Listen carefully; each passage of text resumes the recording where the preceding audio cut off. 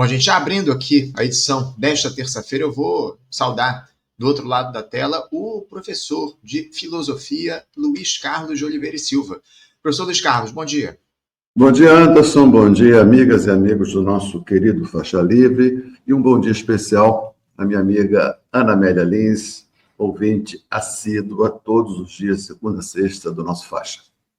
Obrigado, Luiz. Obrigado pela tua presença aqui mais uma vez para fazer o papo com a gente sobre os temas relacionados à política. Muita coisa para a gente tratar, viu, Luiz? Porque, como de costume, não anda nada fácil falar sobre política no país a partir especialmente dessa gestão do presidente Lula, que vem tropeçando nos seus próprios erros. A gente vem trazendo isso ao longo dos últimos tempos, adotando uma política econômica de caráter neoliberal que atinge de maneira definitiva a classe trabalhadora. A gente observa esses cortes que tivemos de recursos na semana passada, que ainda vão ser detalhados pela equipe econômica. Aliás, a gente vai debater com maior profundidade isso, esses cortes no orçamento, mas o fato é que isso produziu uma enorme repercussão diante dos riscos que estão colocados para os brasileiros, porque os cortes, eles lamentavelmente são feitos sempre no andar de baixo. Infelizmente, para a alta burguesia, para a turma do grande capital, o que acontece, na verdade, é que o governo acaba voltando atrás em determinadas medidas e a gente vai, inclusive, trazer isso aqui daqui a pouquinho, essa análise mais aprofundada. Fato é que a gente tem um governo que tentava recuperar credibilidade, tentava recuperar popularidade aqui no nosso país e se viu atropelado por aquele escândalo do INSS, que a gente também não repercutiu contigo aqui no programa, enfim. Luiz, eu queria uma primeira análise tua, como a gente sempre faz aqui no programa, a respeito dessa situação envolvendo o governo do presidente Lula, as dificuldades que ele enfrenta e as possíveis alternativas diante de tudo que a gente tem visto. O barulho aqui é o... Então, daqui a pouco vai passar. O nosso amigo Passarinho fazendo uma vitamina, Paulo Passarinho, que eu estou aqui com o bosque dele. Então é o seguinte, André, por favor, você dá uma repetição na pergunta. Eu te questionei a respeito justamente desses movimentos do governo Lula últimos no sentido de recuperar a popularidade, mas especialmente como é que você avalia a situação do governo hoje diante dessas polêmicas que surgiram, dessas dificuldades que o governo enfrenta e dos rumos que essa gestão toma aí com quase 2 anos e 5 meses de mandato? Olha, Anderson, o governo está numa situação, de certa maneira, previsível, né? Tendo em vista a sua composição, né? O governo do Lula 3, ele está aprisionado em função da articulação que deu sentido a esse governo. Então, vou lembrar, Lula estava preso, 500 dias preso, e quando o sistema está sendo atacado por forças de extrema-direita, né? Isso acho que marca a conjuntura, pelo menos nessa camada mais superficial da conjuntura política atual, é marcada pelo ataque da extrema-direita ao sistema e o sistema se defendendo desse ataque da extrema-direita. Sendo que a agenda neoliberal é o ponto incontroverso, né? Ela é assumida, a agenda neoliberal, pela extrema-direita e pelo sistema. Então, essa parte da parte econômica da agenda liberal é incontroverso. O que é controverso é esse ataque da extrema-direita, tendo em vista a instituição no país de um Estado totalitário. Quando o sistema percebeu que estava sob ameaça, sob risco real, o sistema compreendeu que Bolsonaro não poderia ter um segundo mandato, porque ele estaria muito fortalecido e realmente em condições de ameaçar o sistema. E o sistema percebeu também que, para vencer eleitoralmente Bolsonaro, precisava trazer o Lula de volta. Então, tudo foi em função disso.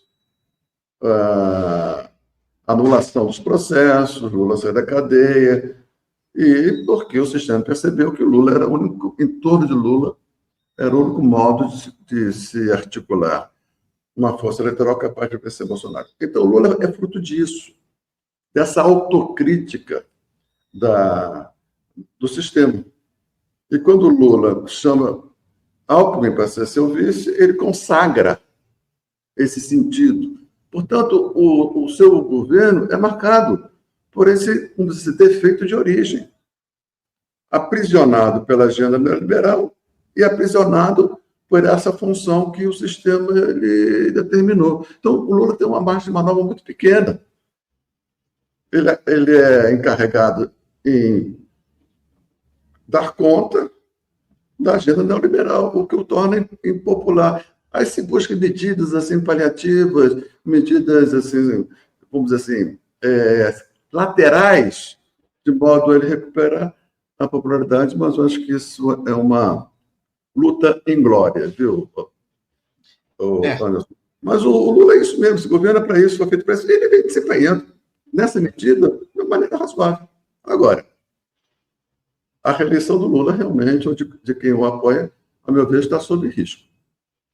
Não tenha dúvida, não tenha dúvida. Não só, obviamente, sobre o aspecto político, mas agora o Lula vem tendo alguns problemas de saúde, né? Alguns questionamentos que são feitos em relação à saúde dele. Inclusive, ontem ele foi internado lá no Sírio-Libanês para fazer alguns exames, depois de ter se sentido mal, enfim, fez lá os exames, foi liberado, mas hoje ele vai ficar em repouso. Não vai. Parece que, inclusive, uma reunião que ele teria com reitores das universidades federais foi cancelada por conta dessa necessidade de repouso por parte do presidente da República. Daqui a pouquinho a gente fala sobre isso, Luiz, mas antes eu queria analisar um pouco mais essa situação envolvendo os cortes de recursos do orçamento que foram anunciados na semana passada, enfim, essa defesa do arcabouço fiscal a qualquer custo, isso tudo não pode produzir, Luiz, um embate no próximo ano entre um presidente com a popularidade baixa tentando a reeleição e uma equipe econômica seguindo à risca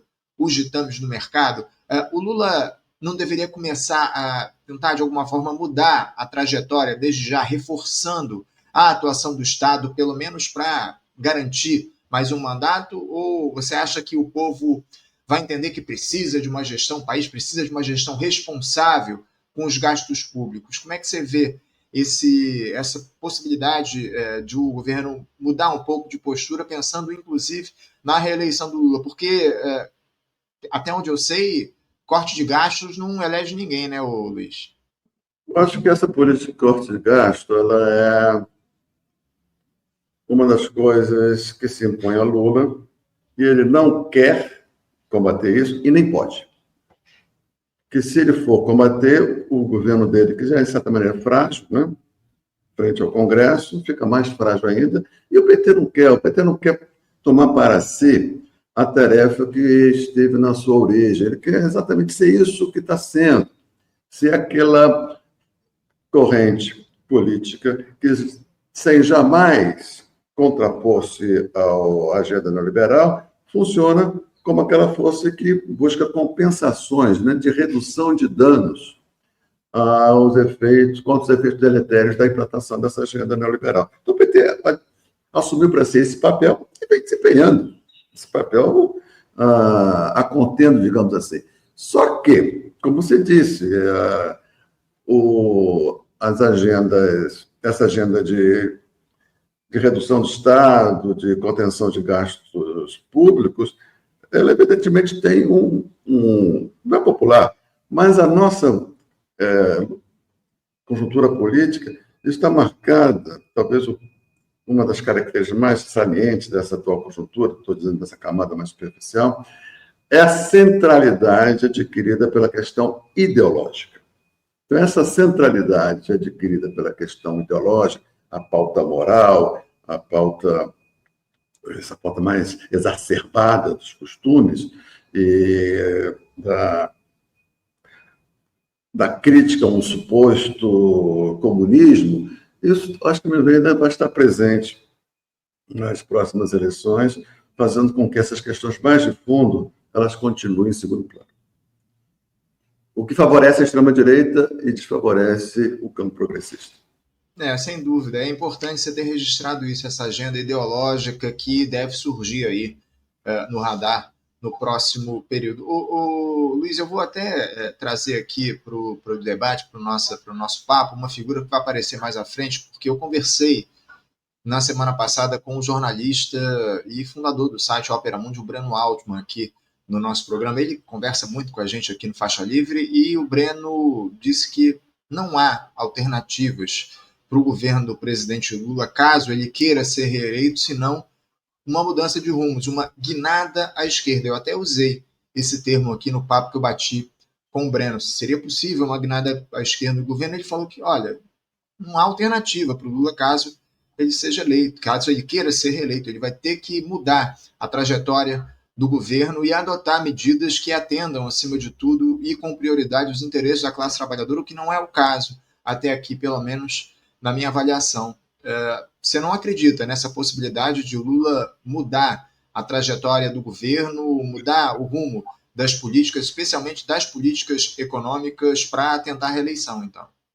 Eu não acredito que não, porque ele não quer e não pode, né? Agora, uma consideração sobre o Breno, que é um excelente quadro, né, de altíssimo nível. O que eu lamento no Breno é ele não ter a mesma radicalidade que ele demonstra ter muita competência na questão palestina, na questão local. Acho que aqui é como se nós tivéssemos dois Brenos Altman, né? Aquele Breno Altman que identifica no sionismo um inimigo da humanidade, né? Com essa radicalidade, ele, vamos dizer assim, ele tem lugar de fala, digamos assim, para usar essa expressão. Eu faço com muita combatividade, muita clareza, de modo didático. Mas quando as atenções dele se voltam para a questão aqui interna, sobretudo do PT, ele parece que é uma outra pessoa, muito menos radical, muito menos contundente, porque ele sempre admite a possibilidade de o PT mudar de rumo. Não é? Como se houvesse no PT um espaço de disputa política capaz de fazer com que o PT faça uma guinada à esquerda. O PT não vai fazer essa guinada à esquerda porque ele não quer. Ele até poderia, mas ele não quer. O conjunto dos interesses que compõem e dominam o PT estão satisfeitos, eu insisto nessa tese, estão satisfeitos nesse papel que o PT tomou para si, de ser de redução de danos, não é? E não de comprar uma briga que, em última instância, a guinada à esquerda não significa outra coisa, senão o combate, o enfrentamento do rentismo. Você consegue imaginar o PT comprando essa agenda? Eu não consigo imaginar, não é por falta de criatividade imagética, e sim por falta de elementos mínimos que me permite apostar nessa hipótese, viu, Anderson? Uhum. Vamos aguardar para ver aí quais serão os próximos rumos do governo e qual será a agenda que o Lula vai adotar, acima de tudo, para tentar a reeleição no ano que vem, caso, obviamente, ele concorra ao quarto mandato aqui no nosso país. Luiz, eu queria trazer... Eu quero acrescentar mais uma coisa, Ana. Me parece que o futuro é o seguinte: essas forças de esquerda, assim, Breno e Genuíno, que insistem na hipótese de que o PT possa mudar de rumo, uma vez configurado que não mudou de rumo, aí vem o segundo momento, que é o seguinte: não temos alternativas, temos que apoiar o PT. Entendeu? Então, são dois movimentos. Primeiro movimento, apostar numa possível luta interna no PT capaz de fazer uma guinada à esquerda. Uma vez isso não se confirmando, não se configurando, o segundo momento vem, um momento lamentável. Não, tem que apoiar o PT, porque senão é pior, porque o PT é a única força capaz de resistir. É isso aí. Já está. Esse ensaio eu já vi diversas vezes. Para ter mais uma vez essa a comédia bufa, podemos dizer assim. Você querer ofender o Breno, que é um grande quadro e merece todo o nosso respeito.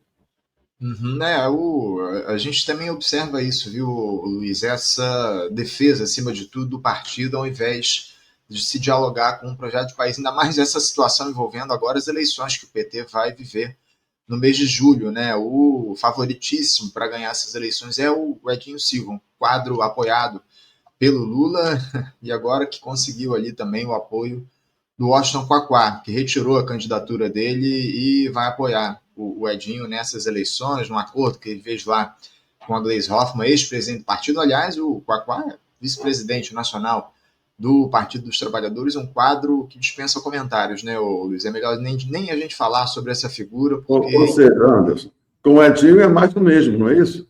Sem dúvida. É mais Sem do mesmo. dúvida, né? Então, como é que você pode imaginar alguma alternativa, alguma mudança no PT? Chegou a hora dos quadros importantes da esquerda, é o seguinte: nós precisamos superar o PT, porque o PT é imutável. Quem não aposta nisso está vendendo ilusões. Numa conjuntura começa a vender ilusões, era tudo que nós não, de tudo que a gente não precisa. Eu ouço muito, o Luiz, por quadros do PT, com os poucos quadros do PT que ainda conversam aqui com Faixa Livre, só para deixar claro aqui, porque a gente procura muitas figuras do Partido dos Trabalhadores e a maioria sequer responde aqui as minhas mensagens, que obviamente sabe, conhece a linha editorial do Faixa Livre. Mas, enfim, dos poucos quadros que ainda conversam com a gente, todos eles dizem aí que o PT está em disputa e que vão disputar o partido até o fim. Mas, infelizmente, o que a gente vê, e eu, pelo menos na minha humilde avaliação, é que enquanto o Lula estiver vivo e estiver com influência política dentro do partido, não tem qualquer tipo de disputa dentro do PT. O Lula certamente vai sempre sair vitorioso e as ideias dele vão sempre ser apoiadas pela ala majoritária do partido. A verdade é essa. Ô Luiz, saindo do papo aqui sobre o PT propriamente dito, eu queria tratar de uns assuntos aí, uns temas factuais que surgiram ao longo desses últimos dias, porque o Fernando Haddad concedeu uma entrevista, se não me engano, no último domingo para o jornal O Globo, onde ele foi muito claro ali, dizendo que o Brasil vive um sistema quase parlamentarista, citando o controle que o Congresso Nacional tem sobre o orçamento público. É fato que o Poder Legislativo ampliou muito o seu poder a sua atuação ao longo desses últimos anos, especialmente na gestão do Jair Bolsonaro, mas isso, o Luiz, também não tem um pouco de responsabilidade, ou muito de responsabilidade do próprio Executivo, a partir dessa lógica do toma lá da cá, que se amplia a cada governo, as concessões que são feitas, enfim. No regime presidencialista, Luiz, o Congresso forte não é sinônimo de presidente fraco? Tem se mostrado na nossa conjuntura, né, Anderson? Porque eu acho que os executivos eles tiveram uma parcela importante de responsabilidade nesse esvaziamento do executivo, que foi esse espaço de prestígio político deixado vago pelo executivo, foi preenchido tanto pelo Congresso quanto pelo Supremo, né? Então, os executivos, evidentemente, tiveram uma parcela de importância nisso, de responsabilidade nisso. Mas também temos que lembrar que essa nossa Constituição, ela veio sendo construída com uma índole parlamentarista e, no final, para atender os interesses menores do Sarney, ampliou de 4 para 5, então ficou uma espécie... a própria Constituição é meio híbrida. Ela tem quase uma vocação parlamentarista e que se conclui com o presidencialismo. Mas também tem uma questão do Ministério Público que se empoderou muito. Então, de certa maneira, se nós compararmos as tradições constitucionais das nossas constituições, essa atual de 88, ela realmente enfraquece, não é? Vis-à-vis dos outros poderes do executivo. E sendo que os executivos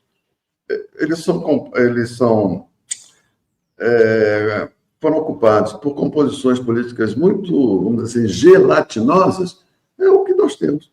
E soma-se a isso o fato de crescentemente o Congresso vir cada vez pior, seja à direita, seja mesmo na qualidade dos seus quadros. Nós temos esse quadro aí que eu insisto em dizer aqui, Anderson, eu já falei diversas vezes no Faixa Livre, que não, é um quadro que vai na direção da anomia. Eu não vejo movimentos contrários a esse. A cada momento, a exacerbação do judiciário, pela figura do STF. O constrangimento que o Congresso impõe ao Executivo. O Executivo dominado como agência privada do interesse do rentismo. Isso tudo vai corroendo a legitimidade das instituições. É um processo em curso, meu ver, não só no Brasil, crise das instituições, a crise da representatividade, e a lamentar um fato que só a extrema-direita tem uma proposta de confronto global com o sistema. Entendeu? É esse o quadro. Um quadro crescente de perda de substância política, legitimidade das instituições, não é? Na direção da anomia, ou seja, da falência múltipla dos órgãos da República, e quem tem uma proposta de combate sistemático, global ao sistema, é a extrema-direita. Não é? E a gente, a esquerda, uma política de redução de danos, de inclusão social de minorias, né? São todas justas, né? Mas não é uma capaz de enfrentar a crise que se avizinha bruta. Não é? E a extrema-direita está armando, inclusive com armas. Não esqueçamos disso. E a gente tem dois episódios, ô Luiz, que aconteceram recentemente que, de alguma forma, exemplificam isso que você disse, o fato de a gente ter uma institucionalidade cada vez mais dentro desse sistema que existe, voltado e ligado muito à lógica do capitalismo, e o fato da extrema-direita ser a única força que combata esse sistema. A gente teve esse inquérito aí aberto ontem pelo ministro do Supremo Tribunal Federal, o Alexandre de Moraes, questionando a ida lá do Eduardo Bolsonaro para os Estados Unidos, enfim, questionar para combater, acima de tudo, o judiciário aqui no nosso país, enfim. E um outro episódio, inclusive, a gente vai tratar daqui a pouquinho, é esse vídeo que surgiu aí nas redes sociais ao longo dos últimos dias do ministro, presidente do Supremo Tribunal Federal, Luiz Roberto Barroso, cantando Feliz e Contente, numa festa ao lado do presidente do iFood. Não sei se você ficou sabendo disso, se você viu esse vídeo. O Luiz Roberto Barroso ele participou de uma festa na casa do presidente do iFood, plataforma aí de aplicativo, cantando lá, apareceu do lado da cantora e do presidente abraçado, cantando uma música muito feliz, enfim. A gente vai falar sobre isso, inclusive, e vamos tratar mais profundamente na entrevista que a gente vai fazer daqui a pouco com o Bernardo Campinho, porque o Luiz Roberto Barroso ele julga uma série de processos aí relativos à pejotização no nosso país e que, obviamente, influenciam ou que de alguma forma, beneficiam justamente essas empresas, do iFood, enfim, essas empresas de plataforma. A gente vai, daqui a pouco, tratar disso. Mas é mais um fato que evidencia como essa institucionalidade nossa, o judiciário, o legislativo e o próprio executivo dialogam muito com esse sistema capitalista que domina o nosso país. Eu queria falar rapidamente, Luiz, sobre primeiro esse processo envolvendo o Eduardo Bolsonaro aberto pelo Supremo Tribunal Federal ontem, pelo Alexandre de Moraes. Como é que você vê essa atuação, essa medida do ministro Supremo, o Eduardo Bolsonaro, que é deputado licenciado, ele vai responder ou ele vai ser investigado por ter cometido 3 supostos crimes: o de coação no curso do processo, obstrução de investigação de infração penal que envolva organização criminosa e abolição violenta do Estado Democrático de Direito. Você acha que o Alexandre de Moraes vai bem quando ele questiona e abre esse inquérito a pedido da Procuradoria-Geral da República para investigar lá o filho do ex-presidente que está nos Estados Unidos, licenciado do mandato? Ele está cumprindo a função que o sistema lhe conferiu, né? Então, vamos ver assim, voltando à minha tese. Na camada mais superficial da conjuntura política, o que se tem é o sistema sendo atacado pela extrema-direita.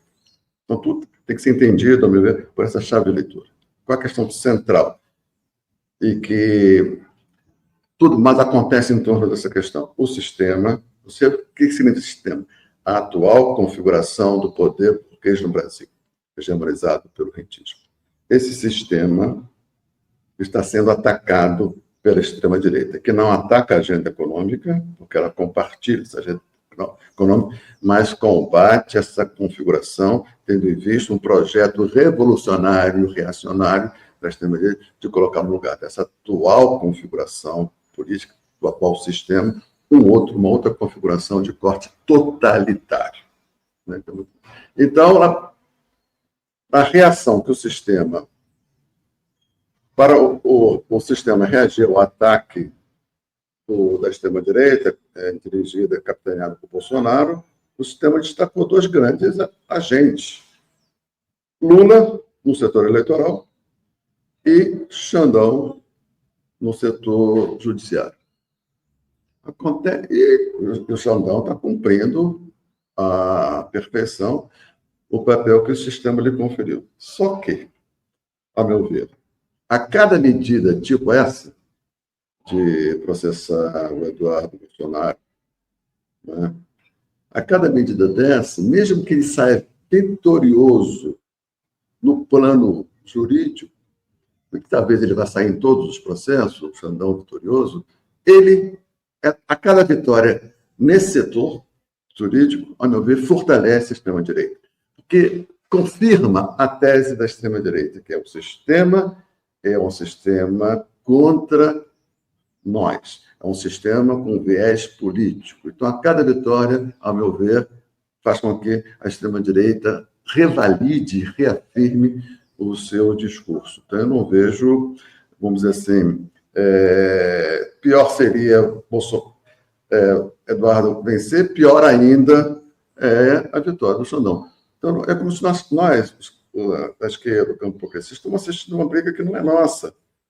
E pior, sem condições de interferir nesta briga que não é nossa, porque não temos força.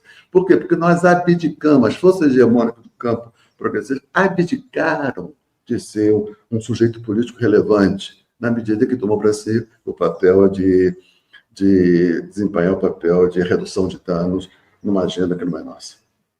Tá certo. Ô, Luiz, voltando aqui para a nossa pauta, fiz uma pequena conversão aí nos nossos temas, porque eu citei aquela entrevista que o Fernando Haddad deu para o jornal Globo no último fim de semana, só que essas falas do Fernando Haddad tiveram respostas vindas do Congresso, né, por conta das críticas que ele fez, dessa lógica de parlamentarismo que ele citou que avança no país. O presidente da Câmara, Hugo Mota, criticou, inclusive, as declarações dadas pelo ministro da Fazenda. Ele disse o seguinte, vou pegar um trecho longo que o Hugo Mota usou para falar sobre essas declarações de Fernando Haddad. Abre aspas, lembrando que disse logo que assumi. O Estado não gera riqueza, consome.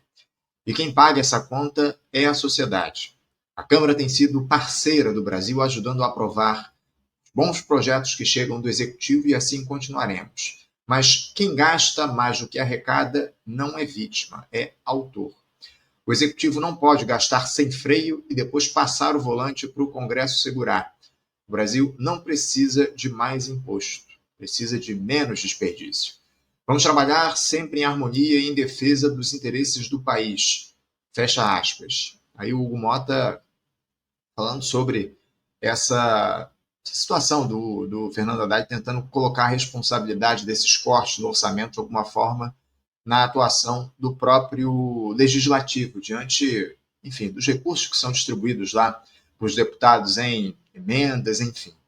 É fato que o legislativo, o parlamento brasileiro, cada vez mais comanda o orçamento público, a gente já citou isso, inclusive, ao longo desse nosso papo. Eu queria analisar dessa longa fala do Hugo Mota, o Luiz, dois trechos que eu separei aqui para a gente. Logo no início dessa fala, ele diz que, abre aspas, o Estado não gera riqueza, consome. Fecha aspas. Não faltou o Hugo Mota completar que quem gera riqueza é a classe trabalhadora que não desfruta dessa riqueza? É o sujeito oculto, né?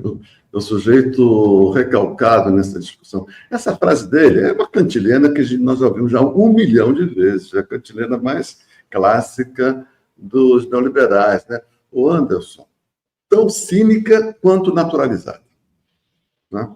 Pela repetição e pela ausência de contraditório.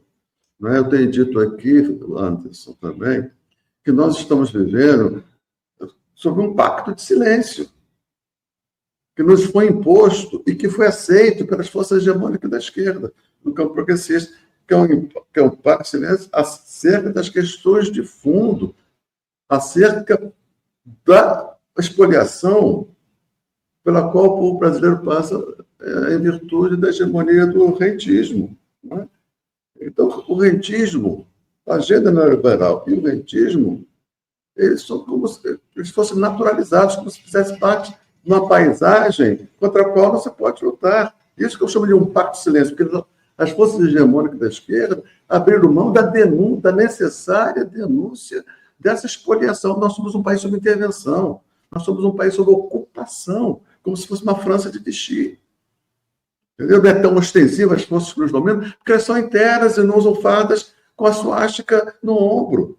O país está sob intervenção, sob ocupação de uma força expoliativa de uma burguesia extrativista. Que o rentismo é um extrativismo pós-moderno. A riqueza produzida pelo povo, parte dela é apropriada pelo Estado como impostos, e a parte do leão é imediatamente transferida para os rentistas, a guisa do pagamento da rolagem da dívida interna, da dívida pública. É um mecanismo de transferência renda brutal, como são essas BETs. O que é BET? Você pega dinheiro de milhares ou milhões de pessoas e concentra na mão dos operadores dessas BETs. O país é uma grande BET, o rentismo é uma grande BET, que faz exatamente o mesmo mecanismo de transferência de renda, de acumulação de renda para transferir para meia dúzia de rentistas. E isso está fora da discussão política.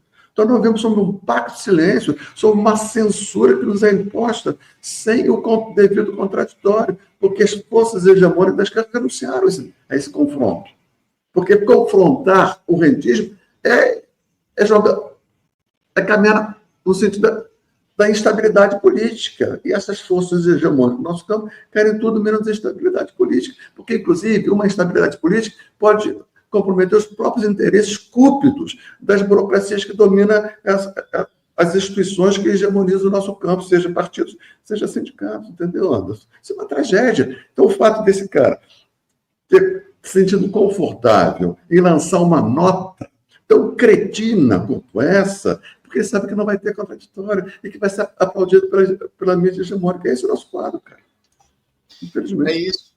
É isso. Eu acho que, acima de tudo, falta uma postura mais ativa da esquerda no sentido de responder esse tipo de fala. Porque, como você muito bem coloca, o que se vê hoje é o silêncio, especialmente do petismo, diante dessa fala do Hugo Mota. Eu, até agora, confesso que não vi qualquer tipo de reação a esse tipo de declaração do presidente da Câmara, sequer vinda dos deputados da base do governo lá no Congresso Nacional. A gente precisaria muito de uma atuação mais firme desses parlamentares, mas infelizmente não é o que a gente tem visto ao longo desses últimos tempos. Luiz, eu citei que eu separei dois temas aqui, dois trechos dessa fala do Hugo Mota, ou dessa declaração do presidente da Câmara para a gente analisar, e o outro trecho, mais para perto do final dessa fala dele, o presidente da Câmara diz o seguinte, abre aspas, o Brasil não precisa de mais imposto, precisa de menos desperdício, fecha aspas.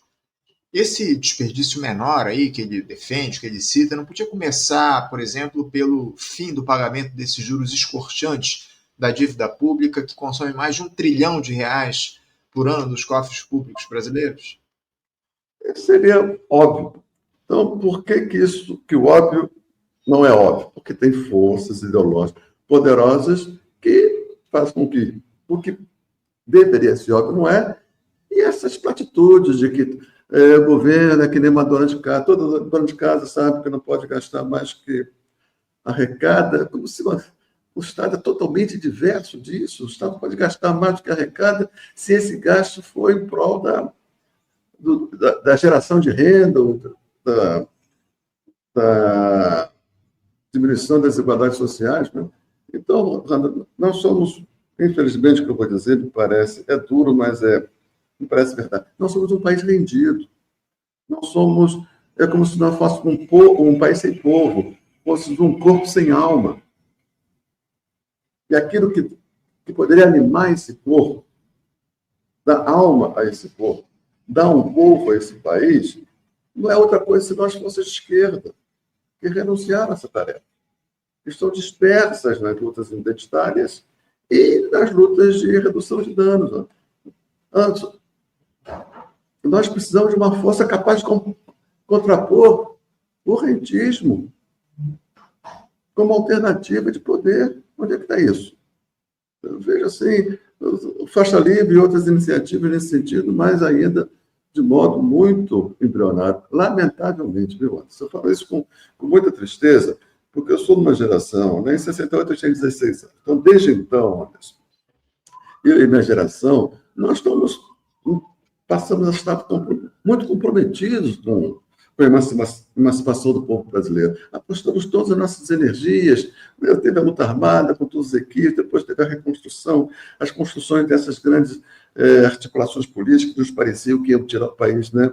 Como o PT, a CUT, isso tudo foi com muita dor, porque a gente vê que essas forças todas foram perdendo o seu vigor até compor esse cenário medíocre, como poucas vezes nós vimos no país, um cenário político tão medíocre, então, todo o nosso esforço para resultar nessa mediocridade, isso é muito lamentável. Mas não temos outra coisa senão, pelo menos, denunciar isso e colaborar para a criação de alternativa.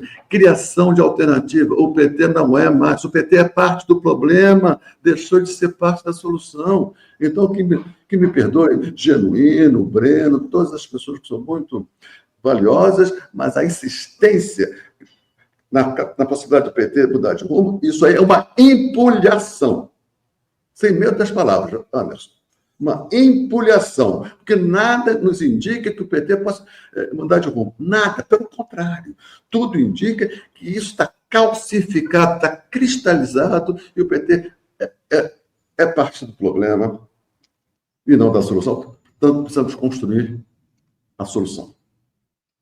Precisamos construir essa solução, né, o Luiz? E, acima de tudo, como você muito bem disse, nos parece que essa solução não passa pela reeleição do presidente Lula, ainda mais nessa grande aliança que ele construiu para derrotar, sob o argumento de derrotar a extrema-direita, né? Quando, acima de tudo, ele deveria e precisava fazer um diálogo mais próximo com a classe trabalhadora. Eu sempre cito aqui no programa, o pessoal que acompanha aqui o Faixa Livre sabe bem, enfim, deve estar até cansado de ouvir isso. Eu sinto muita falta do Lula utilizar os instrumentos, as ferramentas que a institucionalidade oferece a ele para fazer o diálogo mais direto com a classe trabalhadora, né?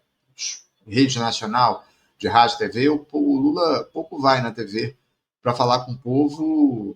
Última vez lá no 1º de maio, fez algumas sinalizações, falou inclusive sobre essa situação envolvendo o fim da escala 6x1. Aliás, foi a primeira declaração pública do Lula a respeito dessa pauta, que é mais do que fundamental para o nosso campo, mas parece que fala-se sobre isso, joga-se ao vento e nada se faz no sentido de defender essas pautas que são importantes para a classe trabalhadora. Ô Luiz, eu citei essa suspensão da decisão do Fernando Haddad, do governo da equipe econômica, de aumentar o IOF, foi tomada na última semana, logo depois do anúncio, 3 horas depois, enfim. Decisão tomada para aumentar o IOF, o imposto para quem movimenta recursos no exterior, atendendo a uma pressão do mercado, enfim.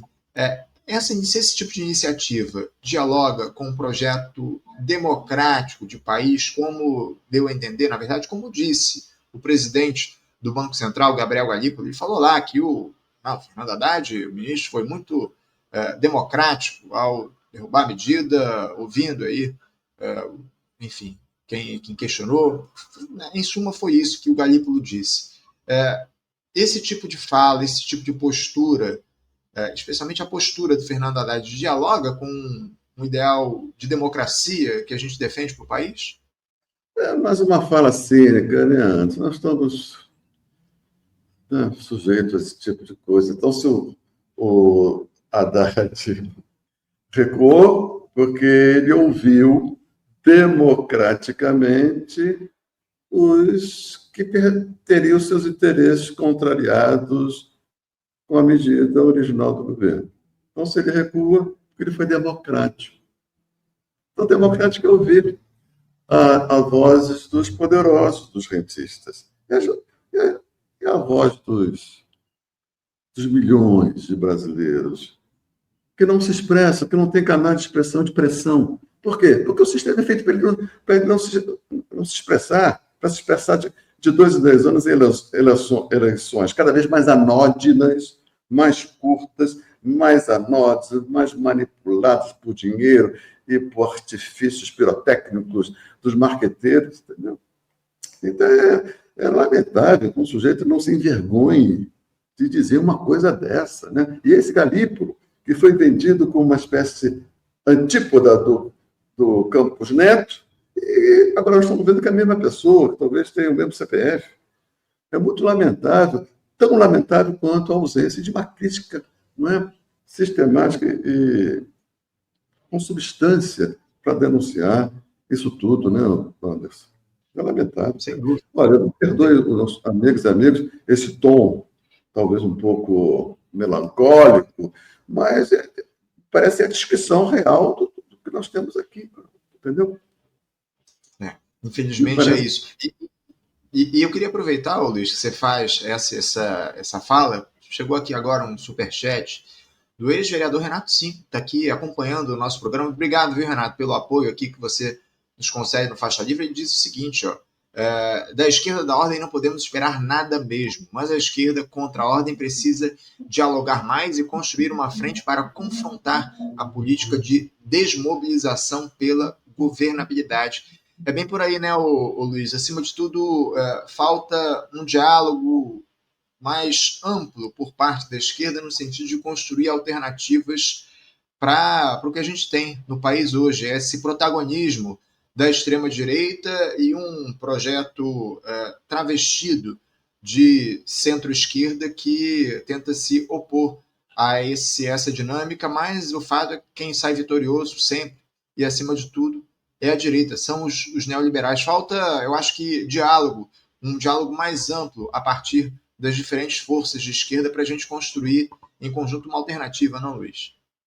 Eu não acho não, Anderson. Essa fala do 5, né?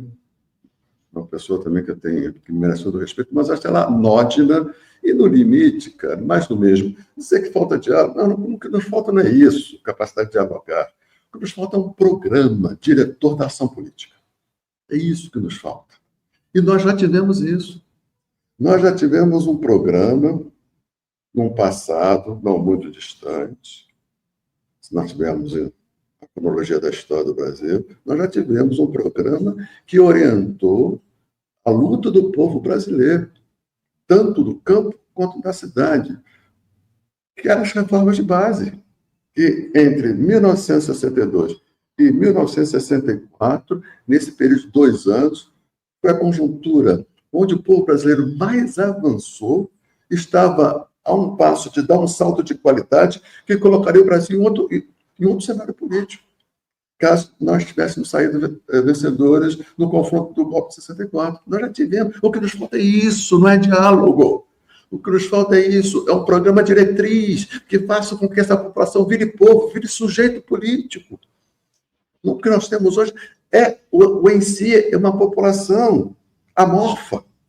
Essa população só vai virar sujeito político pela mediação da política, pela mediação de um programa, como já aconteceu na nossa história política, Anderson. Então, quer dizer, nós precisamos recuperar aquele espírito, renascer aquele espírito que não era revolucionário, era reformista. Inclusive, o presidente, um latifundiário, assumindo isso como a liderança desse movimento reformista. Jango disse nos Estados Unidos, diz assim, o capital estrangeiro é bem-vindo no meu país, desde que não seja para espoliar o nosso povo. Então, o que ele apontava ali era o controle da conta de capital. Vai entrar dólar sob o controle do Estado e vai sair lucro sob o controle do Estado. De maneira que o povo brasileiro não seja um lugar de espoliação. Isso foi um presidente burguês que disse isso, Anderson. Nós precisamos recuperar, isso, o programa. O que nos falta é esse programa. O que aconteceu foi que o PT renunciou ao programa e passou a ser um gestor de redução de danos. Então, esse negócio do circo é muito simpático, mas não é nada mais do que isso. Uma fala simpática, em busca do diálogo. Que diálogo é esse com quem? Nós temos que produzir um programa cujo primeiro ponto seja o controle da conta de capital, como há na China. Lá entra dólar sob o controle do Estado. Lá sai dólar sob o controle do Estado. Essa é a ponta, é a pedra angular, onde tudo mais se sustenta. Onde está a discussão disso? Subiu. Essa discussão estava na cabeça do povo. Entre 62 e 64, era a discussão central. A remessa de lucros, a estatização do sistema financeiro, estavam nas ruas. Luiz, o golpe foi contra o salto que estava eminentemente possível para o povo brasileiro. Ou nós recuperamos isso, esse espírito, ou nada vai acontecer. E quais são as forças políticas empenhadas nisso, Anderson? Não é essa história do diálogo, você me perdoe, mas isso é muito reduzido diante das tarefas e das exigências do nosso tempo. Perdoe a ênfase. Então, Luiz, me permita, a gente fala sobre diálogo justamente porque a construção desse programa que você cita, e eu concordo plenamente contigo que é importante a gente construir esse programa, mas a discussão, a construção desse programa não passa pelo diálogo entre as forças de esquerda. Mas ele não é um fim em si mesmo, ele não é um fim em si mesmo. Tal como o Circo... Só me permita completar, Luiz, porque a gente tem uma classe trabalhadora cada vez mais diversa. Infelizmente, é o que a gente tem. Eu não via isso lá. Você citou aí os anos 60, quando a gente teve o golpe, que foi produzido a partir de uma reação a esse projeto que surgia, enfim. Naquele tempo, a gente não tinha essa classe trabalhadora diversa como a gente tem hoje, um trabalho extremamente precarizado, a indústria destruída como a gente tem aqui no nosso país. Então, esse diálogo entre as forças da classe trabalhadora não seria necessário para a construção desse programa, considerando inclusive essa diversidade que há entre os trabalhadores? Sim, dito assim, sim, mas eu acho que isso acaba desviando um pouco, né? Isso está certo, mas não é o central. O central é o seguinte, veja só, você falou da mudança da classe operária, né? Lá em 62, nós não tínhamos uma classe operária. Inclusive, a crítica... Eu fui formado pela sociologia da USP, né? Negócio do populismo, eu embarquei nessa. Né? Depois eu fui vendo que muito de precisão histórica, até de projeção ideológica que tinha nisso tudo. Nós tínhamos ali uma chamada classe operária tradicional, que era voltada aos serviços do Estado, ferroviários, portuários. Depois surgiu uma classe operária industrial moderna, europeia, a indústria metalúrgica. O que hoje nós temos nem é tradicional, não é? De 62, e nem a moderna do ABC. Porque nós temos uma dispersão, como você bem traduziu. Então, nesse sentido, a insistência nesse conceito de classe operária como a força motriz em torno da qual vão surgir as outras forças associadas com o projeto de emancipação política, eu acho que isso não tem mais base material empírica para acontecer. Então, nós precisamos, para dar conta dessa dispersão da classe operária, né, da pejotização e tudo mais, para dar conta disso, desse vazio, nós temos, ao meu ver, essa é uma proposta para o debate, de resgate do conceito de povo como sujeito político, né, que foi tão rejeitado esse conceito pela esquerda, com razão, às vezes sem razão, às vezes dogmaticamente, às vezes sectariamente. Muito bem. Então, o resgate do conceito de povo. Lembrando o seguinte, que nós não temos povo no Brasil, o que nós temos é população, é o em si. Para que dessa população surja em si para si o povo, só é possível pela mediação da política, significa dizer, pela mediação de um programa, a ideia de reforma de base, que estava cumprindo aquela função. As reformas de base, aquele programa enxuto, né, em 5 pontos, estava fazendo com que aquela população dispersa, aquela classe operária tradicional, estivesse ganhando corpo político na configuração de um povo em busca da sua emancipação. É esse o modelo, não é? Então, o diálogo, ok, mas o diálogo que suponha primeiro, esse diagnóstico, que não está claro, infelizmente, esse diálogo não está claro. O diálogo a gente vai somando, é como se o diálogo supõe o seguinte, a soma dos particularismos, a soma dos identitarismos. Não. É um programa político que sente no combate do pior inimigo, que é a expoliação dos impostos pela mentalidade extrativista da burguesia, via rentismo. Isso. E um ponto que sintetiza todo o controle da conta de capital. O dólar entra, sim, sob o controle do Estado, sai, sim, sob o controle do Estado. Acho que é possível que as pessoas entendam, e à medida que entenda isso, vai se configurando um corpo político que nós podemos chamar de povo brasileiro, um em si e um para si, né? Usando aí a terminologia hegeliana.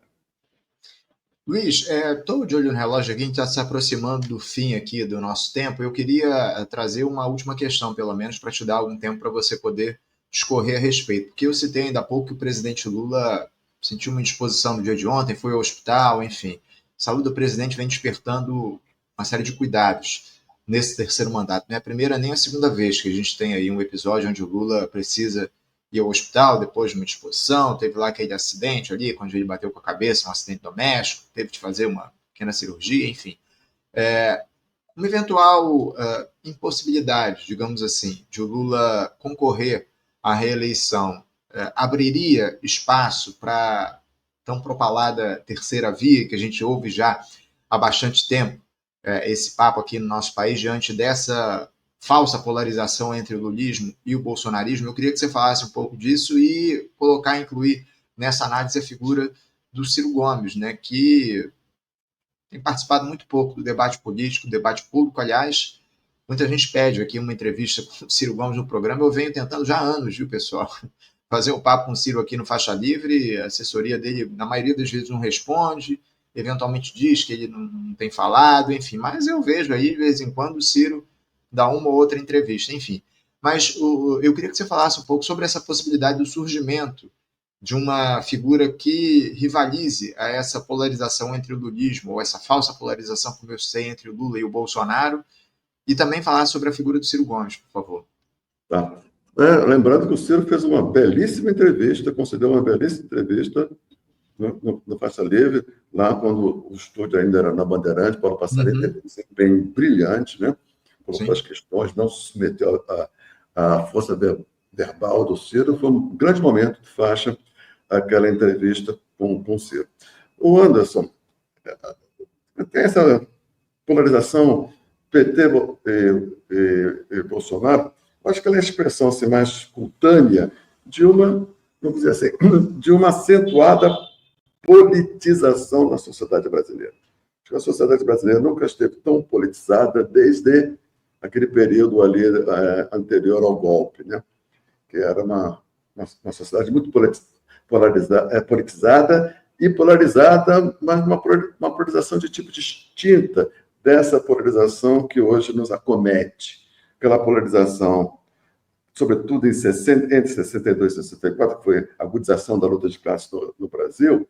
Nós temos ali, de um lado, um projeto político de emancipação popular, e de outro, um projeto reacionário de impedir que esse salto se desse. Esse era o conteúdo daquela polarização. Hoje, a polarização é animada, sobretudo, pela extrema-direita, que impõe uma pauta, né, ideológica, faz com que interessa sempre a extrema-direita colocar a ideologia como a instância suprema, escamoteando as questões políticas. Qual é a questão política? A implantação de um Estado totalitário, não autoritário, pior que isso, totalitário, e escamoteando a questão econômica. A agenda dela da extrema-direita é a agenda do rentismo. Né? Então, ela acudiza, ela exaspera a esfera ideológica, e é uma polarização que está por aí, ou seja, é uma polarização politicamente medíocre, que vem ao encontro dos dois polos beligerantes. Interessa a extrema-direita, porque ela ganha o debate nessa esfera ideológica, e interessa as forças hegemônicas do campo progressista, porque faz com que ela não precise assumir compromisso, seja com a política, reforma política, vamos dizer, a democratização da política real, e nem com a agenda econômica. Então, interessa aos dois polos beligerantes. Então, a tal da terceira via, aí vem assim, né? Se ensinou que o Ciro tentou ocupar essa terceira via. Ele diz que não, né? Ele rejeita o rótulo, mas aceita o conteúdo, né? Para mim foi um equívoco. O Ciro sempre diz que deveria disputar com o Lula e PT a hegemonia no nosso campo progressista, né? Dizendo o seguinte: os interesses do campo progressista serão melhor atendidos com a minha plataforma e não com a de Lula, ou seja, ter o campo progressista como o objeto da sua interpelação, né? Como o sujeito da sua interpelação, e não uma terceira via que só tinha realidade aritmética, aqueles que não votariam de início, nas pesquisas eleitorais apontavam que não estariam de início dispostos a votar em Bolsonaro e Lula, e, portanto, teria um terço ali que seria capaz de sustentar a terceira via. Esse terço não tinha nenhuma virtude. Ele era não Lula, não Bolsonaro, não por virtude política, e sim por alienação política. Como é que um setor alienado vai sustentar um projeto político sofisticado em tese de combate ao rentismo? Como era possível? Um equívoco terrível. E agora parece que a terceira via hoje, essa hipótese, estaria sendo construída para um Tarcísio se apresentar como um candidato da Faria Lima para combater o Haddad, que seria um cristão novo, portanto, não mereceria confiança. Então, agora, voltando ao Ciro, talvez essas próximas eleições sejam, a de 2026, a eleição eleitoralmente mais favorável a Ciro. Mas, paralelamente a isso, a eleição onde ele vai se apresentar mais frágil politicamente, do ponto de vista político estruturado. Então, ele tem, em tese, um horizonte eleitoral mais favorável, mas ele vai se encontrar em 26, claramente, numa situação mais frágil politicamente do que nas eleições anteriores. Ou seja, uma tragédia.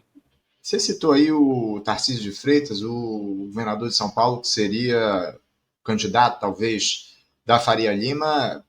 Eu, pelo menos, o Luiz, eu não vejo o Tarcísio deixando de lado, ou sendo uma figura que rompa essa polarização entre o lulismo e o bolsonarismo. O Tarcísio de Freitas é uma figura, acima de tudo, que encampa os interesses desse protofascismo que avançou aqui no nosso país. Você vê o Tarcísio como essa figura que pode romper, entre aspas, essa polarização entre esses dois campos?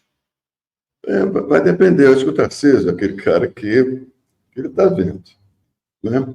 Ele sobe no palanque do Bolsonaro, mas, ao mesmo tempo, ele tem interlocução com a Faria Lima. A extrema-direita, nós precisamos entender uma coisa: a extrema-direita não é uma força orgânica da burguesia. Não foi assim na Itália, não foi assim na Alemanha, e não é aqui. Força orgânica da burguesia é o PSDB. Nasce no seio da burguesia, compõe a burguesia. Os seus quadros são filhos da burguesia. A extrema-direita, ela não é uma força orgânica. Por isso, ela tem que estar o tempo inteiro repactuando os termos da sua adesão. Há uma mútua, o que implica uma mútua instrumentalização. A burguesia instrumentaliza a extrema-direita, a extrema-direita instrumentaliza a burguesia. Foi assim na Itália, foi assim na Alemanha, de Hitler, e tem sido assim. Então, por não ser uma força orgânica, os pactos políticos estão sempre renegociados. O Tarcísio é isso. Então, vai depender dessas negociações, renegociações sistemáticas. Então, ele pode, tanto no final, compor como o mais bolsonarista dos bolsonaristas, como aquele que, reconhecendo os excessos, os exageros da extrema-direita, e vai se distanciar. Porque a burguesia, como a extrema-direita não é uma força orgânica, a burguesia também não se sente confortável em excluir totalmente, em destruir totalmente a extrema-direita. Ela precisa conter, manter a extrema-direita sob o seu domínio, porque em momentos de crise ela pode se valer, ela pode precisar se valer da extrema-direita para combater uma possível corrente revolucionária, onda revolucionária.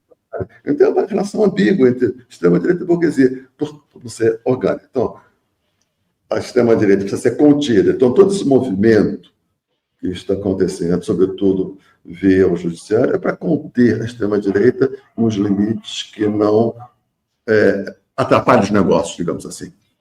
Não incomode a alta burguesia aqui no nosso país. Muito bem observado.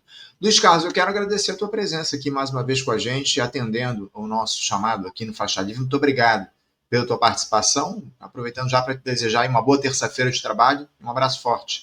Um abraço, Anderson, obrigado. É uma honra e uma alegria poder colaborar com o Faixa e te parabenizo mais uma vez, não me canso de fazer isso, pelo sucesso dessa transição do Faixa Livre, né?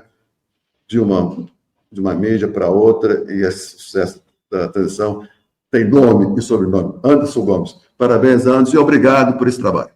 Obrigado pela generosidade, pelas palavras. É uma grande equipe que faz esse trabalho, Luiz. Nem tão grande assim, uma equipe que, acima de tudo, é muito valorosa e que precisa ser exaltada nesse momento. Obviamente, eu não tenho, digamos assim, o protagonismo, de alguma forma, disso o pessoal costuma dizer isso, mas acima de tudo a gente precisa defender o trabalho dessa equipe valorosa que compõe aqui o nosso Faixa Livre. Obrigado mais uma vez, Luiz. Um grande abraço, viu? Até a próxima. Tchau. Começamos aqui com o Luiz Carlos de Oliveira e Silva, ele que é professor de filosofia, já há muito tempo conversa aqui sempre conosco no Faixa Livre sobre as questões importantes aqui no nosso país, enfim, uma grande figura fazendo diálogo aqui com a gente no nosso programa.